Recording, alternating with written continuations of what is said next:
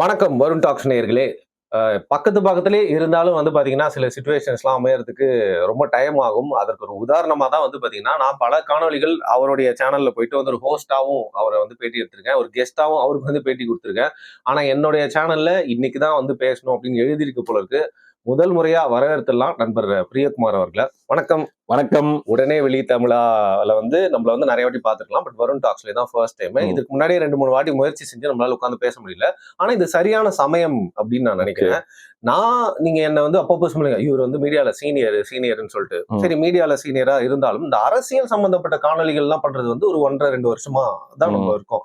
ஆனா நீங்க ரொம்ப நாளா பாத்தீங்கன்னா தமிழ் தேசிய தளத்துல மட்டும் இல்லாம இன்னைக்கு பொதுவான அரசியல் பத்தின காணொளிகள் ரொம்ப நாளா பதிஞ்சிட்டு இருக்கீங்க. அப்படி இருக்கிறப்போ இந்த சிச்சுவேஷன் இப்போ நடந்திருக்கிறது ஒண்ணும் புதுசு இல்ல. கொச்சையா பேசுறது, அதுவும் திராவிட தரப்புல இருந்து பெரியாரிஸ்டுகள் கொச்சையா பேசுறது ஒன்றும் புதுசு இல்ல. சமீபத்துல பாத்தீங்கன்னா சீமான் அவர்களை குறித்து ஒரு நபர் எவ்வளவு கொச்சையான வார்த்தைகளை பயன்படுத்த முடியுமோ அதை பயன்படுத்தி பேசியிருந்தாரு. ஒரு கோபம் தான் எல்லாருக்கும் முதல்ல வரும். அதாவது அரசியல் அறம் அப்படின்னாலும் கோபம் வரும். சீமான் அவர்களை பிடிக்கும் தமிழ் தேசியவாதிகள்லாம் வெறி கொண்ட கோபம் வரலாம். பட் அதே மாதிரி ரியாக்ட் பண்றவங்களுக்கு வித்தியாசம் இருக்காது. இந்த சிச்சுவேஷன்ல நீங்க இதை எப்படி பாத்தீங்க? உங்களுக்கு என்ன தோணுச்சு? எனக்கு யாரோ அனுப்பிச்சிருந்தாங்க அந்த வீடியோவை நான் பார்த்தேன். பார்க்கும்போது என்னன்னா, ஒரு சகோதரி பேசியிருக்காங்க நாம் தமிழர் மேடையில. அதுக்கு ரெஸ்பான்ஸ் பண்றேன்னு சொல்லி திராவிட தரப்பை சார்ந்த ஒரு நபர் பேசியிருக்காங்க. வார்த்தைக்கு வார்த்தை என்னன்னா, ஈவேரா அவர்களுடைய தாயார் ஒருவேளை ஈவேரா சொன்ன மாதிரி கர்ப்பப்பைய யாரு தெரிஞ்சிருந்தா இன்னைக்கு எல்லாரும் உன்னை இப்படிதான் கூப்பிட்டுருப்பாங்கன்னு சொல்லி அந்த வார்த்தை.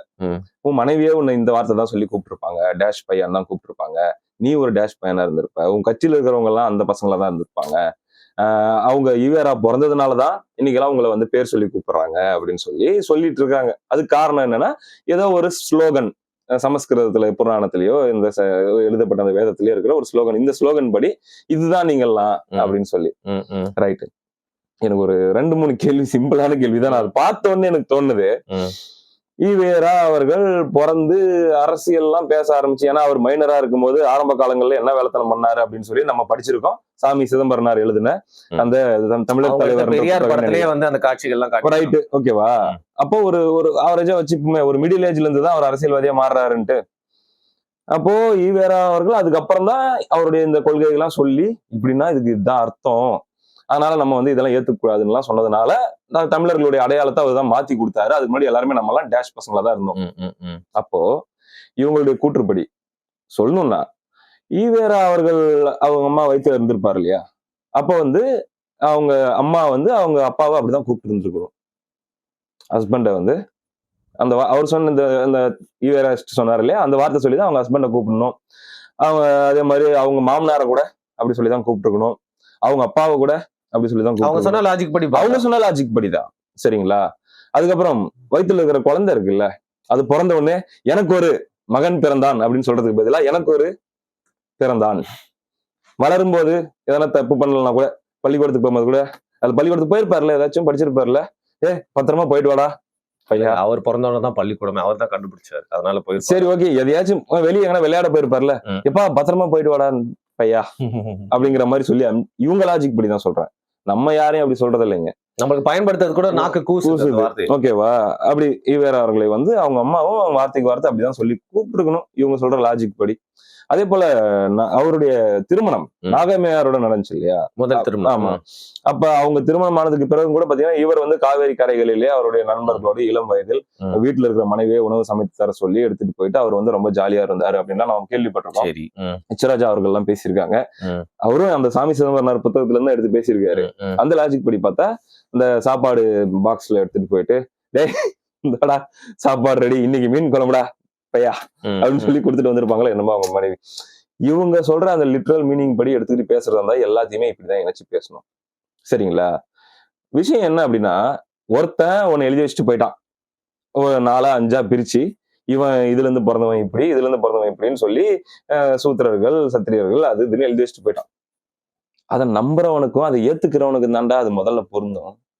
எந்த தமிழ் தேசியவாதி முதல்ல அதை ஏத்துக்கிட்டான்? எவனோ என்ன என்னமோ சொல்லிட்டு போனா அதுக்கு நான் எப்படா கிளைம் பண்ணிக்க முடியும்? அதை ஒருத்தன் இன்னொருத்தன் தொடக்க போறானா?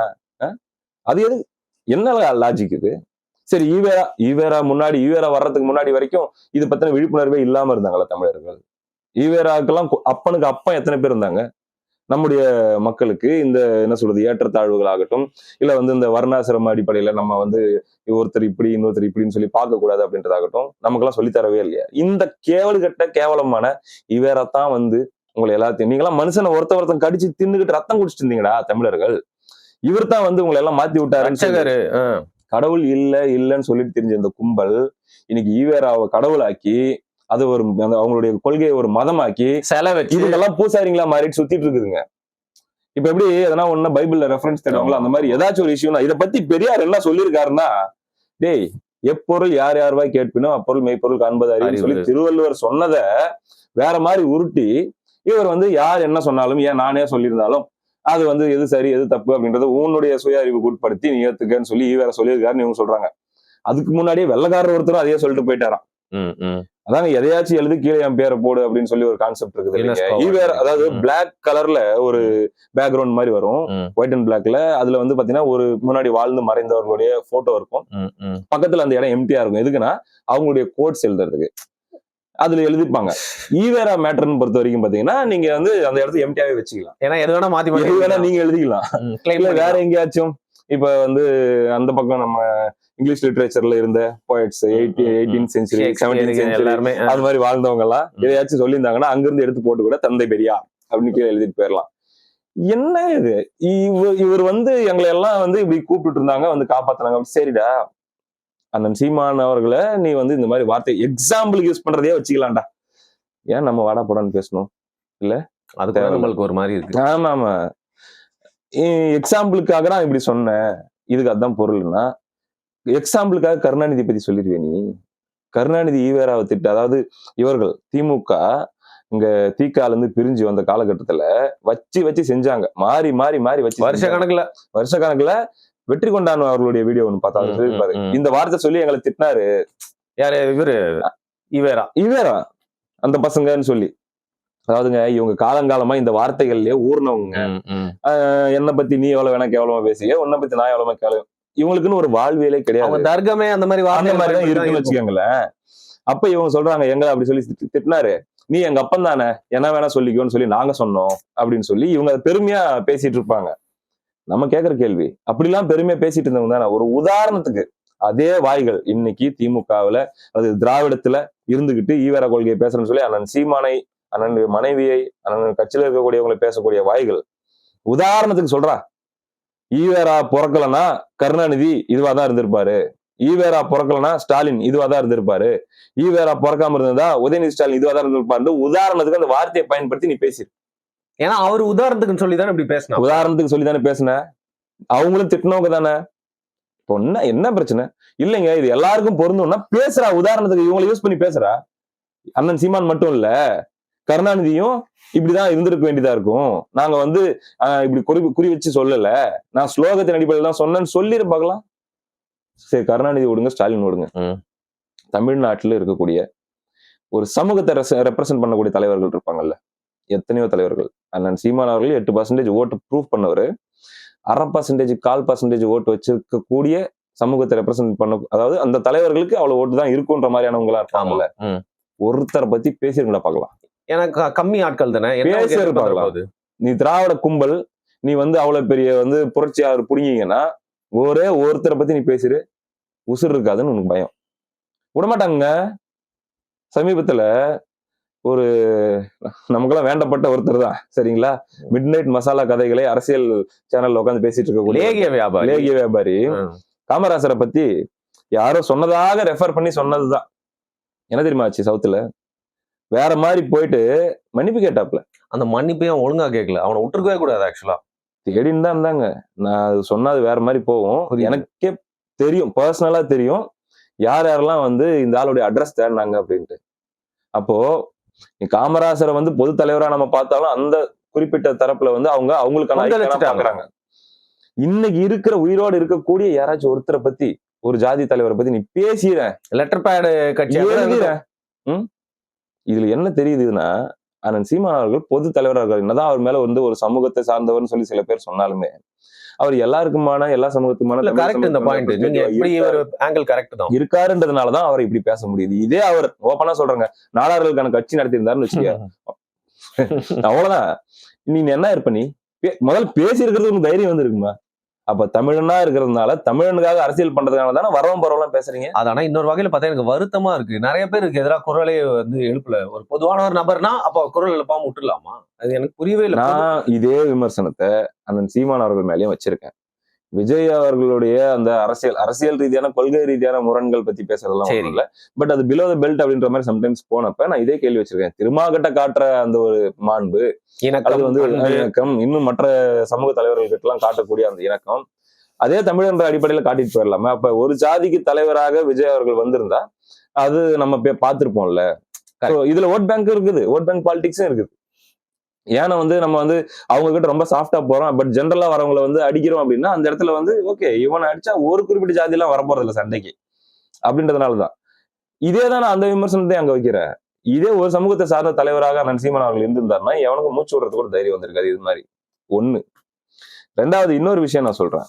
சரிப்பா, நீங்க அவ்வளோ நீங்க வந்து பியூரிட்டி, அவ்வளோ ஒரு தூய்மைவாதம் நீங்க பேசக்கூடியவங்க, நீங்க திராவிட பெருமைகள் பேசக்கூடியவங்க, ஈவேரா வந்து கலட்டி கம்பு நட்டினார்னு பேசக்கூடியவங்க, கூச்சமே இல்லாம உதயநிதி ஸ்டாலின் அவர்கள் சமீபத்துல பாத்தீங்கன்னா கொங்கு பெல்ட்ல ஏடிஎம்கே ரொம்ப ஸ்ட்ராங்கா இருக்குங்க. சரி. குறிப்பா கவுண்டர்களுடைய வாக்கு இதெல்லாம் பீக்ல இருக்குங்க. எடப்பாடி தொகுதியில என்ன நிலவரம்னு சொல்லி சமீபத்துல நான் பார்த்தேன்.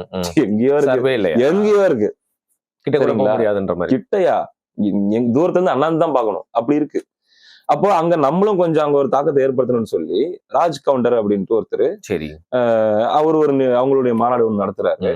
அதுல உதயநிதி ஸ்டாலின் அவர்கள் போய் கலந்துக்கிட்டு வார்த்தைக்கு வார்த்தை ராஜ் கவுண்டர் சொல்லி பேசிட்டு இருக்கிறாரு. பேச வேண்டியதுதான். நீ எங்களுக்கு பிரச்சனை இல்லையா? கவுண்டர்னு சொல்றது இல்ல, வன்னியர்னு சொல்றது இல்ல, அல்லது பறையர்னு சொல்றது இல்ல, எங்களுக்கு பிரச்சனை இல்ல. நாங்க தமிழ் தேசியவாதி, நீ என்னமோ சொல்லிட்டு போக, நாடாருன்னு சொல்லு.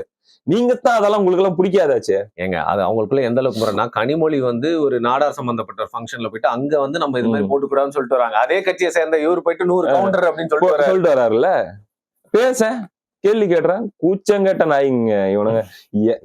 திருப்பியும் சரி, அந்த மாதிரி நம்ம பேசவே வேணாம்னு முடிவு எடுங்களா சில்லறப்பயலுங்க. அதாவது என்னன்னா, இப்போ நாம் தமிழர் கட்சி ஒரு என்னதான் பண்ணாலும் ரவுடிசம் அப்படின்ற அளவுக்கு போக மாட்டாங்க. பேசுவாங்க, பதிலுக்கு 4 கேள்வி கேட்பாங்க, போயிருவாங்க, அவ்வளவுதான். அது தாண்டி வந்து இவங்க வந்து அந்த அளவுக்கு டேஞ்சர் கிடையாதுன்றதுனால பேசிட்டு இருக்காங்க. அந்த அரசியல கட்டமைக்கல, அதற்கான ஒரு அதாவது அண்ணன் சீமான் அவர்கள் உக்கரமா அல்லது வந்து பயங்கர கோபமா மேடைகள்ல பேசுறாரு அப்படின்றதுனால ஒரு பயங்கரமான ஒரு ரவுடி கட்சின்ற மாதிரியான ஒரு இமேஜ் முத்திரை அது குத்த பாக்குறாங்க. ஆனா உண்மையில் சொல்ல போனா ரவுடிசம் ரொம்ப ரொம்ப ரொம்ப ரொம்ப கம்மியா இருக்கிற கட்சிகள்ல ஒரு கட்சி தான் நாம் தமிழர். உண்மைதாங்க, உண்மை. ஏத்துக்கலாம், அது உனக்கு பாஜக கூட என்ன சொல்லுவாங்க, ரவுடிஸ் எல்லாம் போயிட்டு அடைக்கலம் ஆகிற கட்சி அப்படிங்கிற மாதிரி வந்து இது மாதிரி எல்லா கட்சியிலுமே வந்து பேர் வாங்கியிருக்கு. உண்மையா சொல்றேன், சும்மா வன்முறையை கையில எடுக்காத கட்சி நாம் தமிழர். இந்த ரவுடிசம் அப்படிங்கிறதுக்கு வார்த்தைக்கு ஒட்டவே இல்ல, ஒவ்வாமையா இருக்கு அப்படின்னா வந்து நாம் தமிழர். இல்ல ரொம்ப ஆசையா இருக்குது அப்படின்னா தேடி வர்றவங்க கிட்ட சம்டைம்ஸ் வந்து அவங்களுக்கு புரியுற மொழியில சொல்லி அனுப்பிச்ச வரலாறுகள் உண்டு. கேட்டு வந்தவங்களுக்கு கொடுத்த வரலாறுகள் உண்டு, நடந்திருக்குது. கேட்டு வந்தவங்க சரியா? அப்படி வந்து உங்களுடைய ஈவேராயிஸ்டுகள் 32 இயக்கங்கள் ஏதாச்சும் தேடி போயிட்டு அண்ணன் சீமானுக்கு ஏதாச்சும் கண்டனம் தெரிவிக்கணும்னா போங்க ராவணன் குடிலுக்கு, உங்களுக்கு பதில் கொடுத்து அனுப்புவாங்க. இதுக்கு முன்னாடி போனவங்க எல்லாம் எப்படி வந்து உபசரிக்கப்பட்டார்கள் அப்படின்னு அந்த மாதிரி உபசரிக்கப்படுவாங்க. இன்னும் சில பேரும் நான் பேசுனது பார்த்தேன். அதுல அண்ணன் சீமான் அவர்களுடைய ஃபேமிலி தான் மறுபடியும் அங்க டார்கெட் பண்றாங்க, அவருடைய மனைவியை தான் டார்கெட் பண்றாங்க, ரொம்ப கேவலமா தகாத முறையில பேசுறாங்க. இவனுங்க வந்து முழுக்க ஈவேரா தான் பெண்களுக்கான ஒரு சுதந்திரம் ஏற்படுத்தி கொடுத்தவர், முன்னேற்றம், எம்பவர்மெண்ட், அதே பண்ணாரு இதே பண்ணாருங்கிறவங்க ஏங்க இவங்களுக்கு வந்து ஒருத்தங்களை விமர்சிக்கணும், ஒருத்தங்களை டார்கெட் பண்ணணும்னா மறுபடியும் அந்த பெண்களுடைய என்ன சொல்றது அந்தரங்க உறுப்பு சம்பந்தமா அல்லது பெண்களுடைய பாலியல் ரீதியான விஷயங்கள் சம்பந்தமா தான் ஒரு உதாரணம் சொல்லணும், அது சம்பந்தமா தான் ஒருத்தரை விமர்சிக்கணும், அதை சொல்லிதான் ஒருத்தரை திட்டணும், அதை சொல்லிதான் ஃபன் பண்ணணும், காமெடி இவனுங்க புத்தி ஃபுல்லா ஏன் அதை சுத்தியே இருக்குது. எப்ப அதை வந்து மாத்தி பேசியிருக்காங்க, அப்படிதான் பேசியிருக்காங்க. அப்புறம் என்னத்த நீ உமன் எம்பவர்மெண்ட் பத்தி நீ பேசுன? ஈவேரா வந்து உமன் எம்பவர்மெண்ட் தானே வளர்த்து விட்டாரு, அவர் தானே வந்து பெண்களை வந்து வேற மாதிரி அவர் அடுத்த கட்டத்துக்கு கொண்டு போனாரு. அப்புறம் ஏன்டா நீங்க உங்க புத்தி பூரா பெண்களை மட்டம் தட்டதும், ஒருத்தரை இழிவுபடுத்துறது கூட, ஒரு பெண்ணை இழிவுபடுத்தி தான் நீ சுகம் காண்ற, ஒருத்தரை கேவலப்படுத்துறது கூட, ஒருத்தருக்கு பதிலடி கொடுக்கறதுக்கு கூட அவங்க வீட்டு பெண்களை இழிவுபடுத்தி தான் நீ வந்து அதுல நான் சாட்டிஸ்ஃபை பண்ணிட்டேன், ஐ மீன் நான் கேவலப்படுத்திட்டேன்னு சொல்லி உனக்கு சாட்டிஸ்பேக்ஷன் வருது. அப்ப அங்கேயே வந்து ஈவேரா ஏற்கனவே மறுபடியும் செத்து விட்டார் அல்லவா, பிசிக்கலா செத்தாரு, இப்ப டெய்லி உங்க வாயால செத்துக்கிட்டு இருக்கிறாரு. நம்ம என்ன பண்ண முடியும்? இல்ல இதுதான் அவங்க கொள்கைன்னு சொல்லிட்டு இவங்க பிரதிபலிக்கிறாங்க. அவன் எழுதி ஒட்டிக்கிறாங்க. இப்போ இங்க தகடூர் அதிகமான வளைவுன்னு இருந்தா வளையாத வண்டி அந்த பக்கம். அது போயிட்டு அங்க அங்க ஈவேரான்னு அங்க எழுதி ஒட்டினா தான் அது வளையுமா போயிட்டு வண்டி. முதல்ல பகுத்தறிவு பேசுறவங்க ஒரு வளைவுக்கு ஏன் வந்து என்ன அது பெரியார் பேர் வளைச்சு ஸ்டிக்கர். அதான் சொல்றேங்க, ஈவேராவை கடவுளாக்கி இவனுங்களுடைய கொள்கை ஈவேராயிசம் பெரியாரிசம்ன்றத மதமாக்கி இவனுங்க எல்லாம் பூசாரியா மாறிட்டானுங்க. நீ எடுத்து வை, பொது உடைமையாக்கு, ஈவேராவுடைய எழுத்துக்களையும் சொற்களையும் பொது உடைமையாக்கு பேசி தீர்த்துக்கலாம். காசு போயிருமே, இல்ல உண்மை வெளில தெரிஞ்சிருக்கும். எடுத்து வை, மூடி மறைப்பாங்க, இதை அட்ஜஸ்ட் பண்ணும் அதை பண்ணுவாங்க. கூச்சங்கட்ட ஒரு கும்பலுங்க. உரிக்கிறது தப்பே இல்லைன்னு தெரியுது இல்ல இப்ப. இத உடைச்சாதான் இங்க வந்து பாத்தீங்கன்னா அந்த பெயரால் நேத்து கட்சி ஆரம்பிச்சு இல்ல இன்னைக்கு கட்சி நடத்தி இல்ல இன்னைக்கு ஆரம்பிச்சு வரவங்க யாருமே இந்த பிராண்டை தூக்கிட்டு வர்றவங்க எல்லாருக்குமே ஒரு காலத்துல இதை யூஸ் பண்றதுக்கு கூச்சப்படுற அளவுக்கு தமிழ் தேசியவாதிங்க பண்ணுவாங்க அப்படின்றது தப்பே கிடையாது, பண்ணட்டுங்கிற நான். இந்த நேரத்துல தான் வந்து பாத்தீங்கன்னா எனக்கு இன்னொரு கேள்வி இருக்கு. அவர் வந்து தன்னோட கட்சியின் ஒரு கொள்கை தலைவரா வந்து பெரியார் எடுக்கல அப்படின்னா அந்த கேள்வி வந்து கேட்கப்படுது. தேவையெல்லாம் உள்ள இழுத்துட்டு வர அப்படின்னு நினைக்காதீங்க. எல்லா கட்சி தலைவரையும் எடுத்து பேனர்ல போட்டுக்கிறாரு விஜய். இப்ப வந்து பாத்தீங்கன்னா இந்த தந்தை பெரியார் வளைவு எடுத்ததுக்கு கூட அவரோட சைட்ல இருந்து அதுக்கு வந்து அவர் பேசியிருக்கணும். அதுவும் பேசலையா? சோ அவரே வந்து பாத்தீங்கன்னா இதுவும் ஒரு பிராண்டு, இதையும் நான் எடுத்துக்கிற மாதிரி தான் ஹேண்டில் பண்றாரே தவிர்த்து இவங்க ஏன்னா இவங்களும் பெரியார் வந்து தூக்கி பிடிக்கல, ஏன்னா அவங்களோட வார்த்தை நடத்தையில தூக்கி பிடிக்கல. விஜய் ஒருத்தர் புதுசா வந்தாரு, அவரும் கிளைம் பண்றாரு பெரியார். ஏங்க அது தூக்கி பிடிக்கிறதுலாம் ஒண்ணும் இல்லைங்க. இங்க என்னன்னா இந்த மீடியா சர்க்கிள்ல இந்த இன்டெலெக்சுவல் சர்க்கிள்ல இந்த ஈவேரா பெரியார் அப்படின்லாம் பேசக்கூடியவங்க கொஞ்சம் வந்து ரொம்ப அட்வான்ஸா திங்க் பண்ணக்கூடியவங்களா இருப்பாங்க. அவங்களுடைய தாட் ப்ராசஸ் வந்து முற்போக்கா இருக்கும்னு சொல்லி ஒரு பொய்யான பிம்பம் கட்டமைக்கப்பட்டிருக்குது. அப்ப அந்த மாதிரி அடையாளம் இருந்தாதான் அந்த கட்சி வந்து மதவாதத்துக்கு எதிரான கட்சின்ற மாதிரி மக்கள் பார்ப்பாங்கன்னு சொல்லி ஒரு ஒரு மாய தோற்றம் ஏற்படுத்தப்பட்டிருக்குது. அது உண்மை கிடையாது, அது ஒரு மாய தோற்றம். அதனால இவர் வந்து எடுத்து சும்மா வச்சு ஊருகா மாதிரி வச்சிருக்காப்ல, பெரியாரின் பேரன் அப்படி இப்படின்னு சொல்லி தன்னை வந்து அடையாளப்படுத்திக்கிறாரே தவிர விஜய் அவர்களுக்கும் சரி விஜய் அவர்களுடைய கட்சியில இருக்கிறவங்களும் சரி ஈவேரா மேலாம் இந்த மும்பிட்டு கூட பற்று எல்லாம் இருக்காது. அதே மாதிரி இவங்க நடத்துற மாதிரி இந்த கருத்தரங்கம் அந்த அரங்கம் இந்த அரங்கம் ஈவேரா என்ன எழுதியிருக்கிறார் தெரியுமா, இத்தனாவது அத்தியாயத்திலே என்னத்த பேசியிருக்காரு தெரியுமா அப்படின்ற மாதிரியான வேலையெல்லாம் அவங்க பண்ண போறாங்க. ஆல்மோஸ்ட் வந்து இந்த ஏடிஎம்கே உடைய ஸ்டைல்னு வச்சுக்கோங்களேன், மேலோட்டமா திமுக மாற்றா அண்ணா திராவிட முன்னேற்ற கழகம்னு ஆரம்பிச்சிட்டோம். அந்த திராவிட முன்னேற்ற கழகத்துக்கு மாற்ற ஆரம்பிச்சதுனால இந்த திராவிடம் இங்க ஒட்டிட்டு இருக்குது. அண்ணாவோட தலைவர் பெரியார் எங்க தலைவர்னு சொல்லி அப்படி கட்சி ஆரம்பிச்சு வந்துருச்சு. அதனால அதுக்கு கரெக்டும் கூட அது ஒரு பக்கம் அப்படியே போவோம், அதுவும் இருக்கட்டும். இப்ப கட்சி பேரை மாத்தினா நல்லா இருக்குமா அப்படின்றதுனா அந்த லெவல்ல தான் ஈவேராக்கு மரியாதை இருக்கும் ஏடிஎம்கே. ஐ மீன் உண்மையா அவங்க மனசாட்சிக்கு. மற்றபடி அவ்வளவு டீப்பாலாம் ஒண்ணும் இருக்காது. அவங்க எல்லாரையும் அகாமடேட் பண்ணிப்பாங்க. நீங்க வந்து எக்ஸ்ட்ரீம் ஹிந்துயிசம் மைண்ட் செட் இருக்கிற, ஐ மீன் ஹிந்துயிசம் கிடையாது, இந்துத்துவ மைண்ட் செட் இருக்கிற ஆளா இருந்தாலும் அகாமடேட் பண்ணிப்பாங்க. எக்ஸ்ட்ரீம் தமிழ் தேசியவாதம் கொள்கை ரீதியா யாரை வேணாலும் அவங்க அகாமடேட் பண்ணிப்பாங்க. அவங்க முழுக்க முழுக்க பாத்தீங்கன்னா மக்கள் நல்ல ஆட்சி, நீ நல்ல ஆட்சி கொடுத்தியா நான் நல்ல ஆட்சி கொடுத்தனா கோர் பாலிடிக்ஸ் அப்படியே அவ்வளவுதான். இந்த லெவல்லயே அவங்க மீட்டர் போயிடும். இன்ஃபேக்ட் விஜயும் அததான் வந்து பண்ணணும்னு ட்ரை பண்றாப்ல. அதை பிரதிபலிக்க தான் ட்ரை பண்றா அந்த டிவி. வேற ட்ரை பண்றாங்க. எக்ஸ்ட்ரீமிசம் எல்லாம் போக மாட்டாங்க. எக்ஸ்ட்ரீமிசம் போறதா இருந்தா ஏன் திருப்பரங்குன்ற விஷயத்துல வாய் திறந்துருக்கணும்? புரியுது, ஏதோ ஒரு ஸ்டாண்ட் எடுத்துருக்கணும்ல. ஏன்னா கரெக்ட்னு தான் சொல்லுவேன். அந்த ஸ்டாண்ட் எதுவுமே எடுக்காம சைலண்டா இருந்தது கரெக்ட் தான் சொல்லுவாங்க. தேவை கிடையாது. சரி, இப்போ ஆங்காரத்துக்கு பண்ணிட்டு இருக்குது திமுக ஒரு பக்கம் எல்லாம் ஆடிட்டு இருக்காங்க. அதை வச்சு மாறி மாறி அரசியல் நடந்துட்டு இருக்கும்போது எது கருத்து சொல்லிட்டு ஒரு சைடு எடுக்க வேண்டிய தேவையே இல்லை. அதுல இப்ப டிவிக்கு குறித்து எனக்கு ஒரு கேள்வி இருக்கு, பட் இந்த இஷ்யூ வந்து முடிச்சுட்டு போயிடலாம். சோ பேசிக்கலி இப்படி பாக்குறப்போ உங்களுக்கு தெரியும் இந்த ஆட்சியில் எந்த அளவுக்கு அநியாயமா இருக்குன்னு சொல்லிட்டு எவனா ஒருத்தன் ஏதாவது பண்ற மாதிரி பேசுற மாதிரி எதுவுமே பண்ணனாலே தூக்கி உள்ள போடுறாங்க. பட் இவ்வளவு அக்கிரமம் வந்து நடந்துட்டே இருக்கு. இந்த லேகி வியாபாரி ஜேர்னலிஸ்டா இருந்தாலும் சரி, இந்த கருப்பு சட்டை போட்டு இருந்து ஸ்டேஜ்ல கேவலமா பேசுறவங்க, இவங்களுக்கு எதிராக வந்து நடவடிக்கையே வந்து எடுக்கப்படவே இல்லை. பட் ஒருவேளை ஆட்சி மாற்றம் ஏற்பட்டுச்சுன்னா இதே மாதிரி இவங்க தைரியமா பேசுவாங்களா? அப்பயும் இது மாதிரி வந்து பேசுவாங்களான்னு கேக்குறேன் நான். நீங்க நல்ல இந்த கேள்வி கேட்டு ஒரு மேட்டர் ஞாபகப்படுத்த அதிமுக ஆட்சியில சரி இத்தனைக்கு இந்த மாதிரி விரட்டி பயங்கரமா குண்டாஸ் போற இந்த மாதிரி வேலை அவங்க பெருசா ஞாபகம் இல்ல. 1-2 நடந்திருக்கலாம். இந்த கருப்பர் கூட்டம் இஷ்யூ வந்து அதுலயே பாத்தீங்கன்னா எடுத்த உடனே கை வச்சிடல. எக்ஸ்ட்ரீம் அழுத்தம் வந்து ஒரு ஸ்டேஜுக்கு மேல போகும்போது அரெஸ்ட்னு ஒண்ணு நடக்குதுங்க. அண்ணன் சீமான் அவர்களை வந்து இன்னைக்கு இழிவா பேசி அவருடைய மனைவியை பத்தி பேசிட்டு இருக்கிற ஒரு இந்த மாதிரி இருந்த யூடியூபர்ல ஒரு யூடியூபர் இப்பயும் பேசிட்டு இருக்கிற ஆள் தான். மனப்பிறழ்ச்சி கொண்ட அந்த ஆளு கேள்வி கேட்பாரு ரிப்போர்ட்டர் வந்து அவர் தானே சொல்ல. இல்ல அவர் இல்லையா? இல்ல யூடியூபர். ஓகே, இந்த இஷ்யூல போய் அண்ணன் சீமான் ஃபேமிலியை பத்தி அந்த ஆளு தான் பேசியிருக்காப்ல. சரி, பேர் எதுக்கு சொல்லிட்டு ரைட். மன்னிப்பு கேட்டாப்புல சேர்ந்து யாருக்கிட்ட? அர்ஜுன் சம்பத் கிட்ட. அவர்கிட்டயா மன்னிப்பு கேட்டாரு? ஒரு அரஸ்ட் நடக்குது, இல்ல வந்து அங்கங்க கொஞ்சம் அழுத்தங்கள் உருவாகுது அப்படின்னு நாங்க பேசுனது யாரையாச்சும் புண்படுத்தியிருந்தா அது வந்து வருத்தம் தெரிவிச்சுக்கிறோம். இந்த நோக்கத்துல நாங்க போடலன்னு மன்னிப்பு கேட்டாங்க. அவ்வளவுதான் அவங்க. புரியுதா? அந்த சவுண்ட் எல்லாம். அர்ஜுன் சம்பத்திடம் மண்டியிட்ட கும்பல் தான் இந்த கும்பல். அதுதான் இன்னைக்கு பேசிட்டு இருக்குது.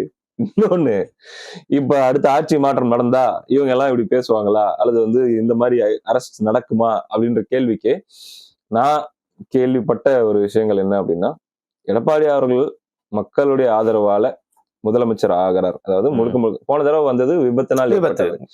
இந்த தடவை மக்கள் தேர்ந்தெடுத்து முதலமைச்சர் ஆகிறார் அப்படின்னா, ஃபர்ஸ்ட் டைம் அவருக்கு வந்து பாத்தீங்கன்னா உண்மையிலேயே முதல் தடவை சிஎம் ஆன ஃபீல் இருக்கும். ஏன்னா மக்கள் வாக்கு போட்டு தேர்ந்தெடுத்திருப்பாங்க. சோ அவர் வந்து எவ்வளவு முடியுமோ அவ்வளவு பெஸ்ட்டா ட்ரை பண்ணுவாரு அப்படிங்கிற மாதிரி சொல்றாங்க. அவங்க சைடு ஆட்கள் நம்பிக்கையா சொல்றாங்க. சரி, அவர் பேர் நிக்கிற மாதிரி, வரலாறுல நிக்கிற மாதிரி பெஸ்ட் கவர்னன்ஸ் கொடுக்கறதுக்கு தான் அவர் வந்து ட்ரை பண்ணுவாரு அப்படின்னு சொல்லி சொல்றாங்க. இன்னொரு பக்கம் இந்த மாதிரியான ஆட்கள், இந்த மாதிரியான அந்த வாயில வடை சுட்டுக்கிட்டு அவதூறு பரப்பிட்டு ஆபாசமா பேசிட்டு இருக்கிறவங்க லிஸ்ட் எல்லாம் ஏற்கனவே எடுத்து வச்சிருக்காங்கன்னு சொல்றாங்க. கவர்மெண்ட் சேஞ்ச் வந்தா சில பேருக்கு பாடம் கற்பிக்கப்படும் அப்படின்ற மாதிரி சொல்றாங்க. அது யாரா இருந்தாலும் சரிங்க. இப்ப நம்மளுக்கு பிடிச்ச கொள்கையை சேர்ந்தவங்களா இருந்தாலும் தவறா பேசினா தவறுதான். தவறா பேசினா தவறுதாங்க. தமிழ் தேசியத்தை சார்ந்தவர் ஒரு பொறுப்புல இருக்கவர் மேடையில வந்து அஜித்குமார் விஷயத்துல ஒரு பெண்ணை தவறான வார்த்தை சொல்லி திட்டுறாரு. அந்த பெண்ணு மேல தப்பு இருக்கு, இருந்தாலும் அந்த வார்த்தையை நம்ம அங்கீகரிக்கல, ஆதரிக்கல. விதமா இருக்கு. தேவையில்ல. அப்படி நியாயமா இருந்துட்டு போயிடலாம். புரியுது. என்ன சொல்றீங்க? இப்போ டிவிகே பத்தி நான் உங்ககிட்ட ஒரு கேள்வி கேட்கணும்னு நினைச்சேன். இது உங்களுக்கு ஓகேனா நீங்க இன்னொரு விஷயமா நான் பேசிட்டு இருக்கும்போதே நான் ஒரு விஷயம் ஞாபகம் வந்துச்சு. அப்படியே ஃப்ளோல வந்து நான் மறந்துட்டேன்.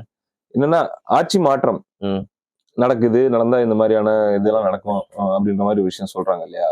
ரெண்டாவது அண்ணன் சீமான் அவர்களே இவங்க எல்லாம் இப்படி பேசுறதுக்கு இன்னொரு காரணமும் இருக்குது. என்னன்னா இவர் என்ன ஜெயிக்கவா போறாரு? அதிகாரம் என்ன பவருக்கா வர போறாரு? அதனால வந்து என்ன பண்ணிடுவாங்க மேக்சிமம் பேசுவோம் அப்படின்ற அந்த ஒரு எண்ணம் அதுக்கு காரணம். ஒண்ணும் இல்ல, ஒருவேளை இதுக்காக நான் வந்து நியாயப்படுத்துறதுக்கோ இல்ல இதுக்காக நான் அதை செய்யணும்னு நான் சொல்ல வரல, எக்ஸாம்பிளுக்காக சொல்றேன். ஒருவேளை அதிமுக கூட்டணியில நாம் தமிழ் கட்சி இந்த வாட்டி இருந்திருந்தா அல்லது இருக்க போகுது அப்படின்ற மாதிரி சூழ்நிலை ஒருவேளை இருந்திருந்தால் மூச்சு விட்டுருக்க மாட்டான் எவனும். ஏன்னா வந்தாங்கன்னா என்ன நடக்கும்ன்ற ஒரு பயம் இருந்திருக்கும். முக்கியமான அலையன்ஸ் பார்ட்னர் என்ன ஆயிருக்குன்னே தெரியாது அப்படின்னு பயம் இருக்கும் அவங்களுக்கு. இவங்க ஒண்ணுமே பண்ணலன்னா கூட மூச்சு விட்டுருக்க மாட்டாங்க. அடுத்து 3 மாசத்துல வந்து ஏறி உக்காண்டானா என்னடா பண்ணுவான் நம்மள அப்படின்ற பயம். கால் நடுக்கம் வந்திருக்கும். நடுக்கம் வந்து வாய் கொளறி சைட்ல இழுத்துக்கும். இந்த ஒரு பயமும் காரணம், ஐ மீன் இந்த ஒரு தைரியமும் காரணம். பவர் இல்லை இவங்களுக்கு. இன்னைக்கு மிஞ்சி போனா இன்னும் 10 வருஷத்துக்கு இவங்க என்ன பண்ணுவாங்க, சிஎம் ஆயிருப்பாரா அப்படின்னு அவங்க ஒரு கால்குலேஷன். காத்துல கரைஞ்சிரும் நம்ம பேசுனதெல்லாம். அந்த நம்பிக்கையில தான் பேசிட்டு இருக்காங்க.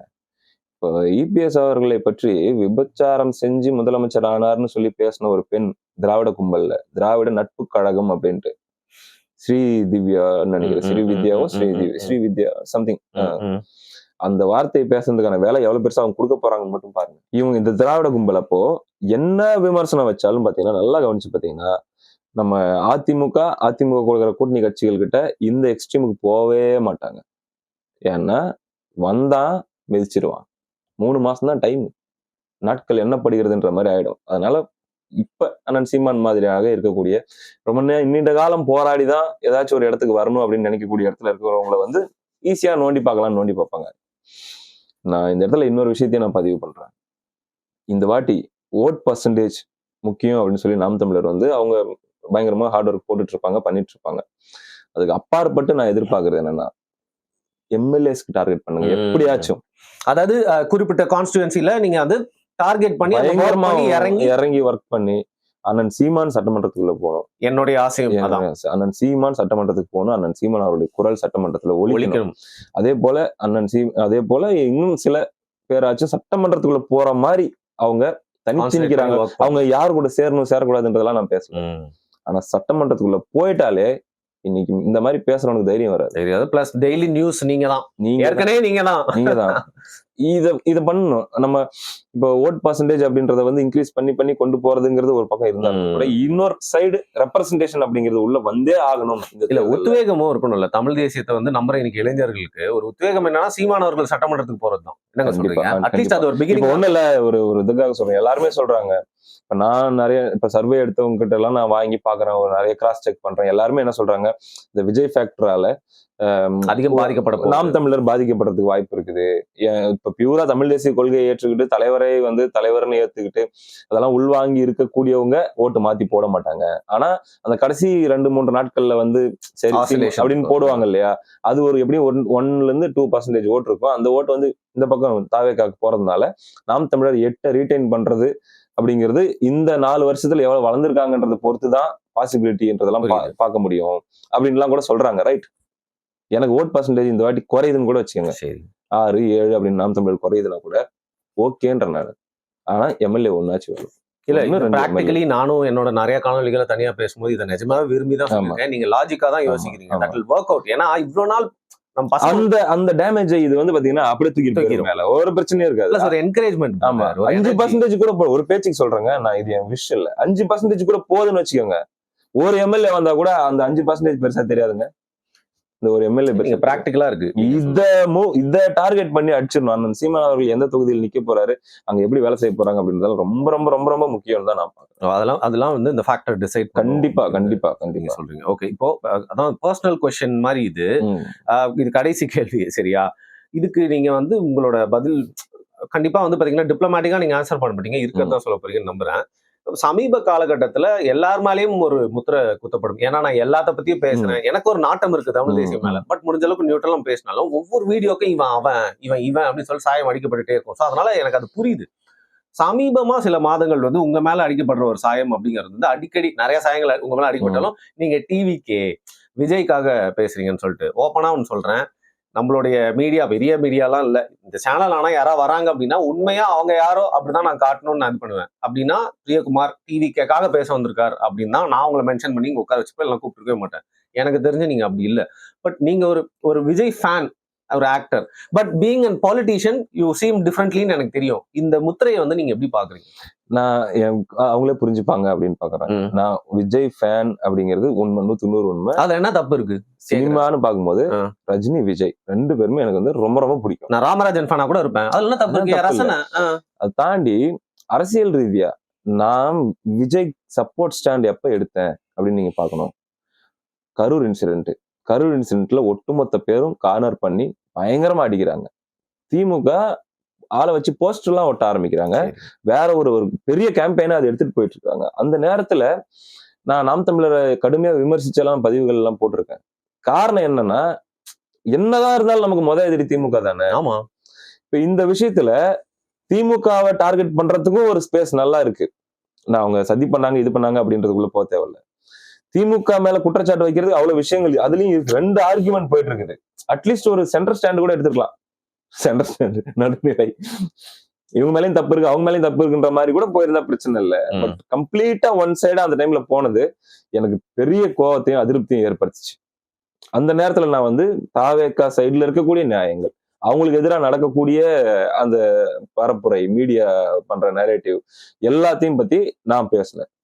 அதுக்கு அப்பாற்பட்டு பாத்தீங்கன்னா இப்போ நான் பொலிட்டிக்கல் டெவலப்மெண்ட்ஸ் எல்லாம் பேசிட்டு வந்துட்டே இருப்போம். எப்படி ஒரு கூட்டணி அமையுது, திமுக கூட்டணி என்ன மாதிரியான நிலைமையில இருக்கு, மேபி உடையுமா, இல்ல காங்கிரஸ் அவங்க கிட்ட போகுமா, டிவிகே கிட்ட போகுமா, இந்த மாதிரி எல்லாம் நம்ம அன்னன்னைக்கு நடக்கிற பொலிட்டிக்கல் அப்டேட்ஸ் வந்து நம்ம பேசிட்டு இருக்கிறோமே தவிர என்னைக்குமே விஜய் சிஎம்ஆ வரணும், அவர் கண்டிப்பா இந்த தேர்தலில் சிஎம்ஆ வந்தே ஆகணும், அதுதான் என் ஆதரவு அப்படின்லாம் நான் பேசுனதே கிடையாது. எனக்கு ஒரே சிம்பிள், என்னுடைய அஜெண்டா சிம்பிள், தீய சக்தி திமுக, 100% தீய சக்தி திமுக.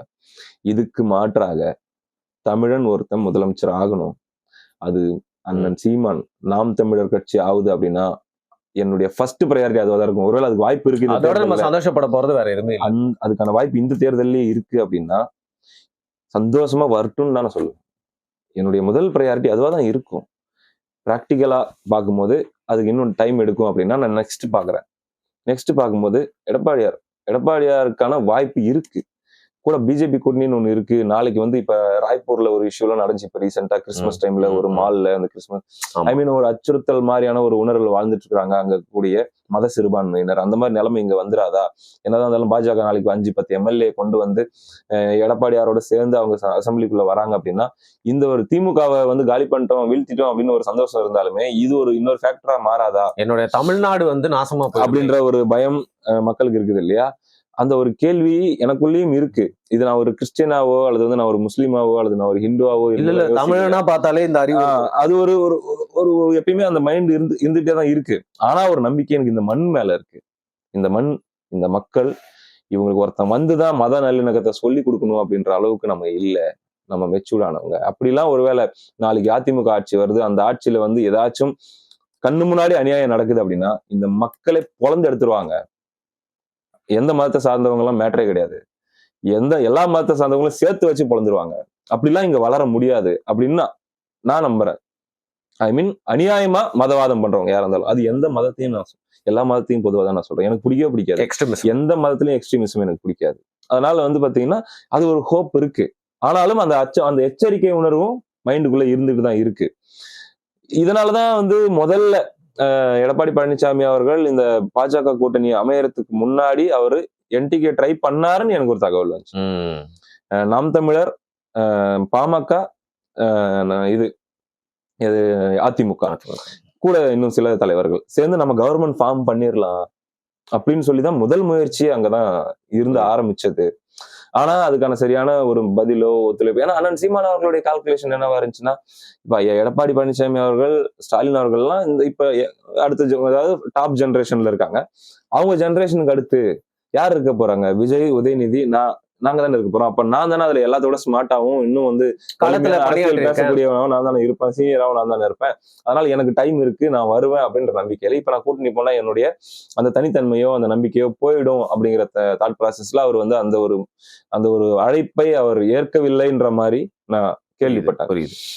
அதனால அந்த இடத்துல என்ன பண்ணுது பாருங்க, இப்ப அதிமுக தனியா இருக்கு. அதிமுக தனியா இருக்குன்னா தோக்க வேண்டிய நிலைமை வந்துடும். ஏன்னா அந்த பக்கம் கூட்டணி ரொம்ப ஸ்ட்ராங்கா இருக்கு. அப்ப வேற என்ன ஆப்ஷன்ஸ் இருக்கு? டிவிகே சைடு அவங்க ட்ரை பண்ணும்போது என்ன ஆகுது, டிவிகே வந்து ஆல்மோஸ்ட் ஆட்சியில பங்கு 2.5 வருஷம் சிஎம் அளவுக்கு கனவு காண்டுட்டு 2.5 வருஷம் சிஎம் இந்த அளவுக்கு போகும்போது பிராக்டிகலி அதுவும் பாசிபிள் இல்ல. நீங்க என்ன பண்ணிருக்கீங்க? இப்பதான் வந்திருக்கீங்க, 1.5 வருஷம் வந்து உங்க கட்சியை பத்தியே நீங்க ஒரு ப்ராப்பர் கட்டமைப்பு, அப்ப உங்க ஆசை ரொம்ப ஓவர். அப்ப அதுவும் பாத்தீங்கன்னா அந்த இடத்துல வாய்ப்பு இல்லாம போயிடுது.